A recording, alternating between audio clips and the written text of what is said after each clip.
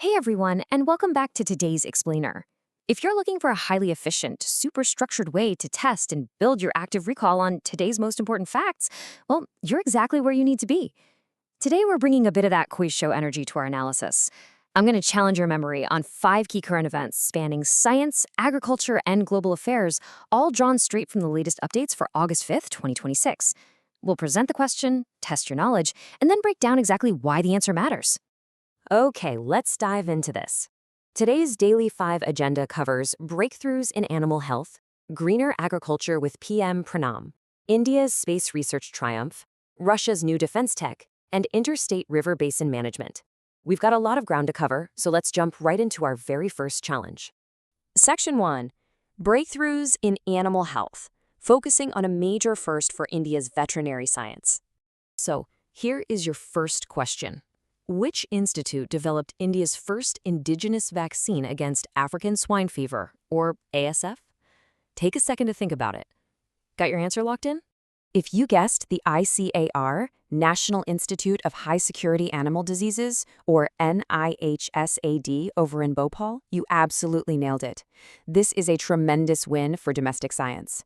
To really grasp why this is such a big deal, you have to remember that African swine fever is this highly contagious viral disease affecting both domestic and wild pigs. It was first detected in India back in 2020, and historically, there has been literally no effective treatment for it.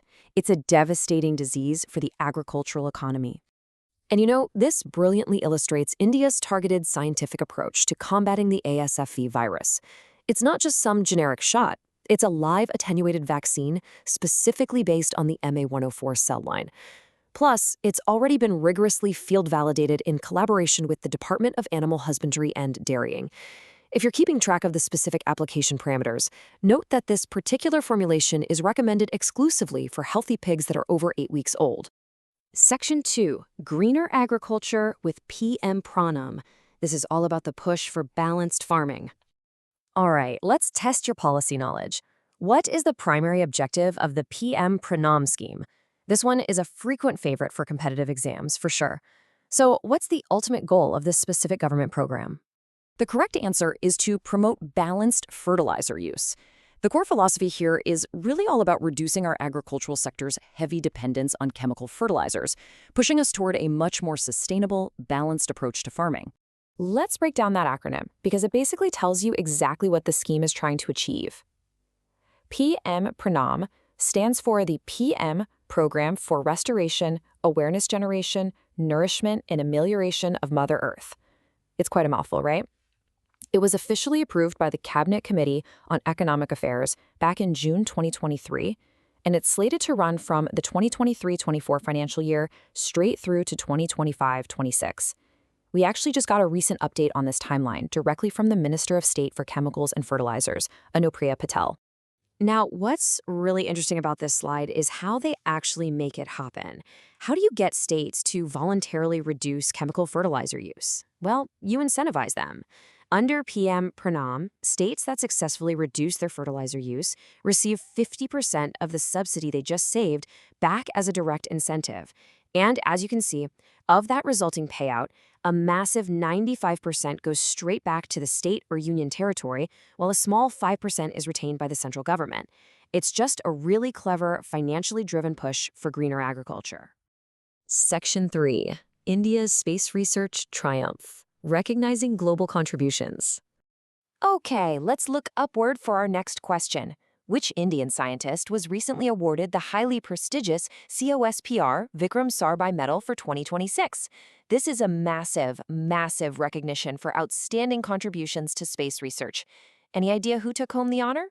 The answer is the brilliant Indian astrophysicist, Annapurni Subramaniam. She currently holds a highly prominent role as the director of the Indian Institute of Astrophysics, based in Bengaluru. Let's quickly unpack the context behind this medal because, honestly, the background is just as fascinating as the win itself. She was awarded this honor at the 46th COSPAR Scientific Assembly, which was held over in Florence, Italy. COSPAR is a major international scientific body affiliated with the UN, and this specific medal is uniquely designed to honor exceptional scientists from developing countries. It was instituted back in 1990 to commemorate Dr. Vikram Sarabhai, who we all know is widely recognized as the father of India's space program. So it's a fantastic full-circle moment for Indian astrophysics on the global stage. Section 4. Russia's new defense tech.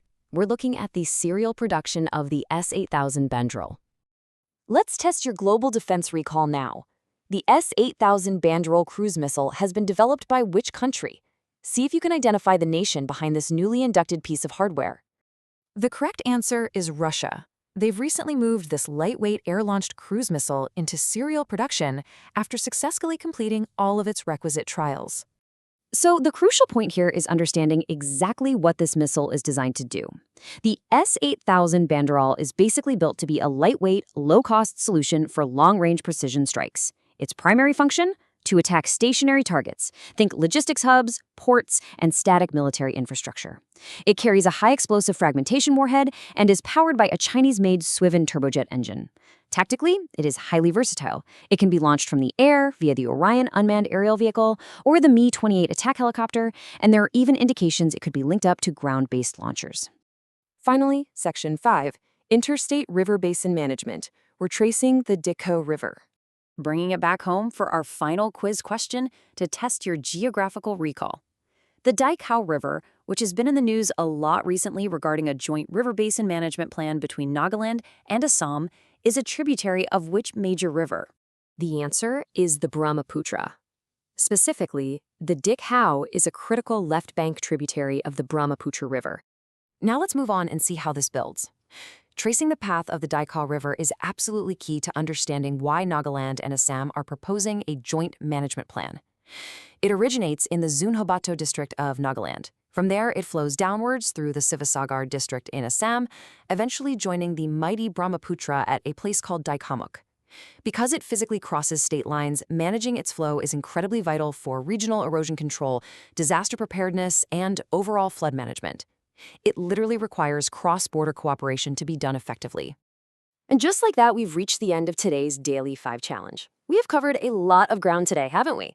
From the veterinary breakthrough of the ASF vaccine in Bhopal to the financial incentives of the PM Pranam scheme, Annapurni Subramaniam's incredible space research medal, the technical specs of Russia's new cruise missile, and the geographical flow of the Dailycurrentaffairs River. So, I want to leave you with this thought. From managing our local rivers to monitoring global defense tech and space achievements, how will you use these 5 distinct data points to understand our highly interconnected world today? Keep connecting the dots, keep testing your recall, and I will see you in the next explainer.